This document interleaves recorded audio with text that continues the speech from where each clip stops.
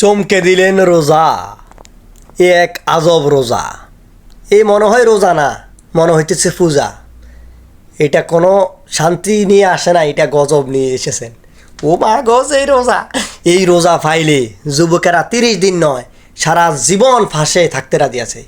রোজা নিয়ে সারা জীবন থাকতে রাজি আছে, শুধু 30 দিন নয়, 30 দিন কারণ সারা জীবন থাকবো। এই রোজায় আপনাকে দুর্বল করবে না, এই রোজা আপনাকে সবল করবে।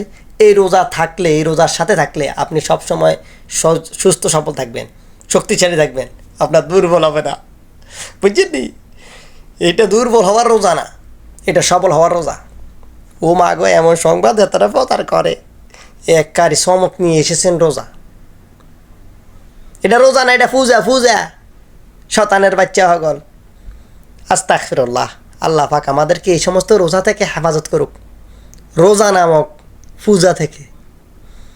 এটা তো আমি শিশির মনির কইছিল, রোজা আর পূজা মুদ্রার এই ফিট আর ওই ফিট, মুদ্রার এই ফিট আর ওই ফিট। এটা হিটার হয়ে গেছে, এটা তো রোজা ন, এটা পূজা, পূজা। এটার মা বাপে ভুলে এটার নাম রোজা রাখি দিছে। আল্লাহ আপনি রহম করেন আমাদেরকে, আল্লাহ আপনি রহম করেন। মাগো মাগো মাগো, এটা কেমন রোজা?